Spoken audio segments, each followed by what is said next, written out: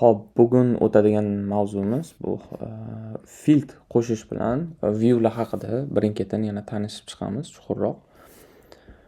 Uning uchun biza ishlashimiz uchun bitta view kerak. Uning uchun studioni yoqib olamiz.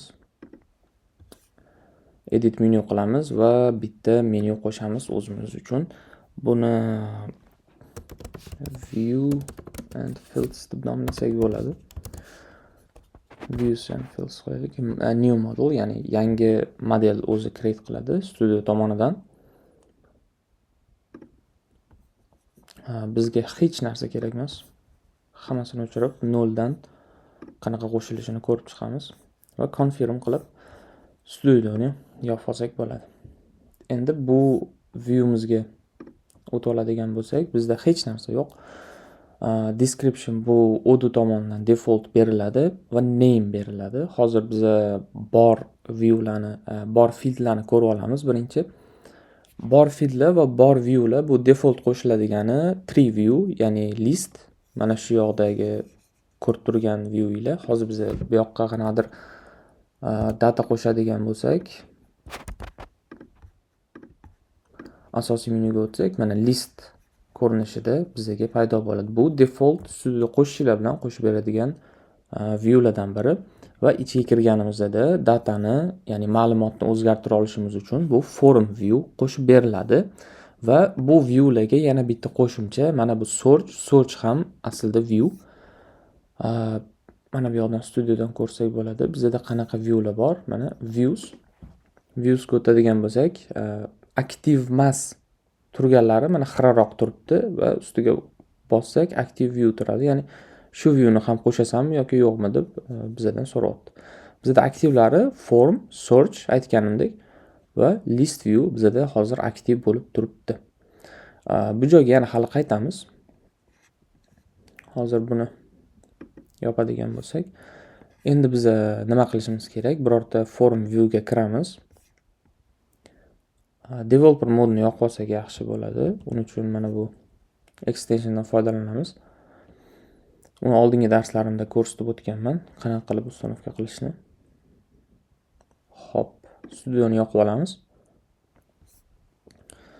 Va endi existing view ga kiradigan, existing fields ga kiradigan bo'lsak, bizda o'sha default beriladigan fieldlar ko'rinib turibdi. ID bu ID, display name boya biz mana bu a kiritgan joyimiz.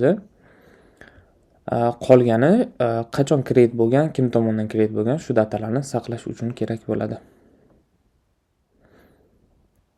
Xo'p, yana bitta narsani aytib o'tmoqchiman. Mana bu display name emas, name. Mana bu yoqda mana x name turibdi. Ya'ni o'tgan darslarimizda aytib o'tganimdek, studio tomonidan create qilingan x pastki chiziqcha yoki x pastki chiziqcha studio, yana pastki chiziqcha, keyin nomi davom etadi. Edga kirib olamiz.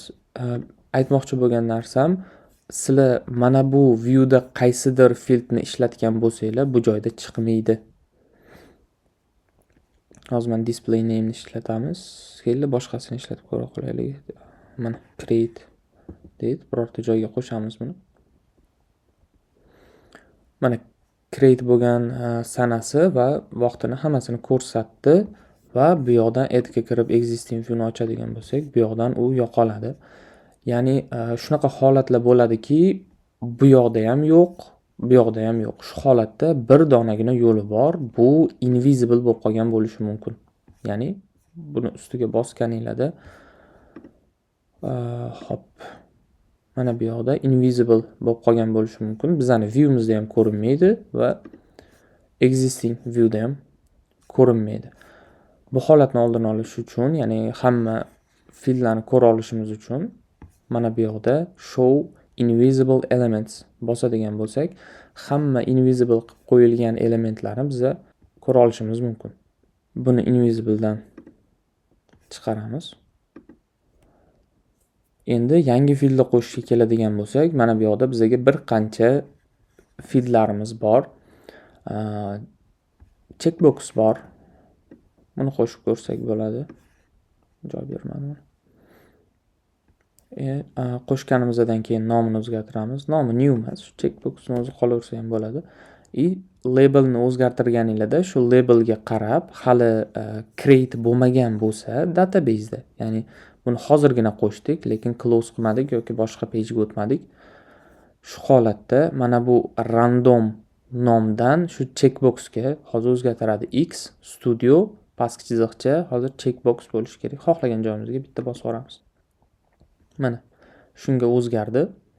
Bu bilan yana nimalar qilsak bo'ladi? Requiredligini qo'shsak bo'ladi. Ya'ni required qiladigan bo'lsak, bu narsani belgilash majburiy. Hozir endi checkboxni required qilish bu ma'nosiz. Shuning uchun boshqa filtrda ko'ramiz. Hop, read only'ni ko'rsak bo'ladi. Bu bilan bosib mana read only qiladigan bo'lsak, biz buni ma'lumotini o'zgartira olmaymiz, ya'ni check qila olmaymiz. Bu ham ma'nosiz, shuning uchun buni olib tashlaymiz. Multi textni qo'shib ko'rsak bo'ladi mana bu joyga.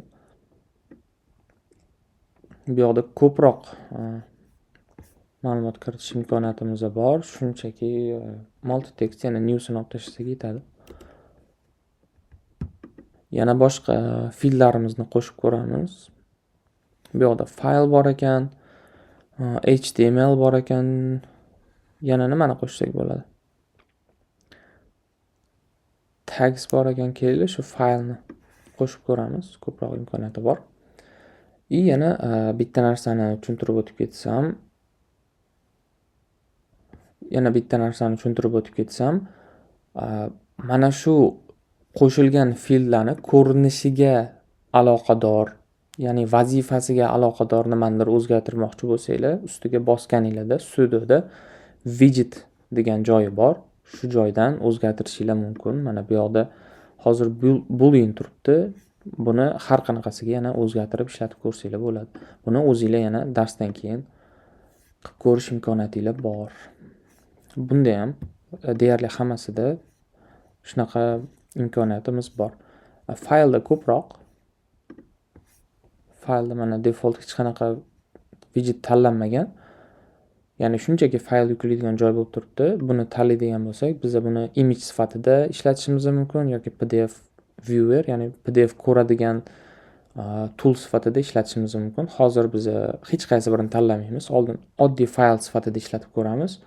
Undan keyin boshqa vazifalarni ham ko'ramiz. Ko'rib turganimizdek bizda name bor, create qilingan sana bor, checkboximiz bor va multi-line text bor. Ya'ni bunga ko'proq biz ma'lumot kiritishimiz mumkin. Bu pastga qarab tushib ketaveradi. Hop, endi fayl upload qilsak bo'ladi bunga. Kelinglar, mana PDF berib ko'ramiz. Oddiy PDF saqlandi fayl sifatida.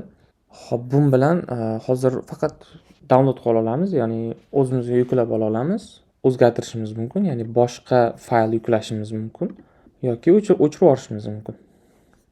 Endi buni ko'proq imkoniyatga ega bo'lish uchun hozir buni image qilib ko'ramiz.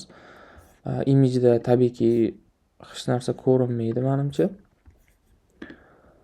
Hech narsa ko'rinmaydi. Bunda hech qanaqa image yo'q. Shuning uchun biz PDF hozir yukladik. Endi PDF viewerni ishlatib ko'ramiz. PDF viewer sifatida mana ochildi va hozir yuklagan PDFimizni ochib ko'rish imkoniyatiga ega bo'lishimiz kerak. Mana hozir yuklaganimiz, buni yopib tursak, qanday yopsak bo'ladi? Mana bunday yopib tursak, buni ochib ko'rishimiz mumkin. Shu yoqni o'zida ko'rish imkoniyatiga ega bo'ldik, hech qanaqa kod yoki qanaqadir o'zgartirish kiritmasdan, ya'ni kod tomonidan o'zgartirish kiritmasdan studioni o'zida. Xo'p, kelinglar endi mana buni invisible qilamiz. Ya'ni new file emasda, buni PDF deylik. PDF deymiz va checkbox check qilingan bo'lsagina ko'rinsin, qolgan holatda ko'rinmasin degan narsani qilamiz hozir. Bu yoqda checkbox, uning uchun mana nimani bosdim, invisible ni oldida condition bor. Shu yoqda checkbox deymiz. Checkbox is set bo'lgan bo'lsa, invisible bo'lsin, confirm. Va endi checkboxni set qiladigan bo'lsak, ya'ni ustiga bir marta bosamiz, bizga PDF viewerimiz yo'qoldi. Endi buni o'chiradigan bo'lsak, PDF viewerimiz bizga paydo bo'ladi. Ya'ni endi bundan foydalanishimiz ham mumkin. Endi buni yana viewlar qo'shib ishlatib ko'ramiz. Qolgan fieldlarni o'zingizlar qo'lda qo'shib ko'rsanglar bo'ladi.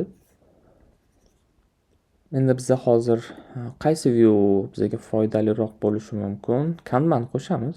Ko'proq foydalanadigan viewlardan. Shunchaki ustiga bossak, o'zi qo'shib beradi va name ni qo'yib beradi. Qolgan fieldlarni o'zimiz qo'yib olishimiz mumkin. Show invisible element bosadigan bo'lsak, menimcha hech narsa chiqmaydi. Chunki biz hech narsani invisible qilganimiz yo'q.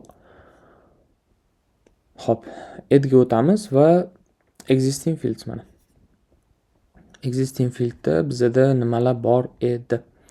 Checkbox bor. Checkboxni biza ko'rsatishimiz menimcha Kanban viewda ma'nosizroq. Keyin create date ni qo'shib ko'ramiz. Create date ni qo'shib ko'rsatishimiz ham mumkin. Xo'p, colorni bu yoqqa qo'shib ko'ramiz. Okay, qo'shamiz checkboxni ham, shunchaki ko'rib turish uchun. Endi close qiladigan bo'lsak, buni har qanaqasiga o'zingizlar ko'proq field qo'shsanglar, ko'proq ko'rinishi mumkin. Keyin mana list view ga o'taylik yoki form view ga o'taylik. Mana bu yoqdan switch qilsa bo'ladi, o'ng tomonda tepada. Bu yoqdan biza relational fieldlar haqida yana alohida to'xtalib o'taman. Hozir minute one qo'shib, bunda kontakt moduldan nimadir olsak bo'ladi menimcha. Bitta kontakt qo'shamiz.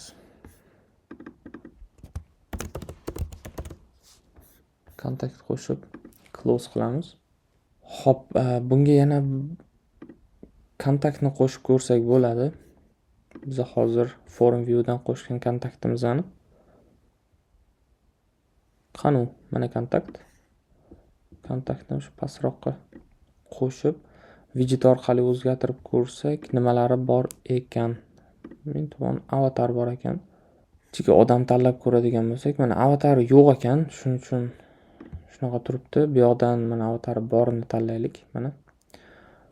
Kimni tanlaganimiz va uni ichidagi rasmi bu yoqdan o'tib ko'rsak bo'ladi. Ichiga xuddi o'sha rasm turibdi. Mana bu yoqda, shu yoqdan olib kelyapti hozir. Mana bu yoqdan yana qo'shimcha viewlardan foydalanib ko'ringlar. Bular haqida keyingi darslarimizda yana yo'l-yo'lakay o'tib ketiladi, kerak payti ko'rsatib. Ungacha o'zingizlar bir bosib, qo'shib ishlatib ko'rsanglar, menimcha maqsadga muvofiq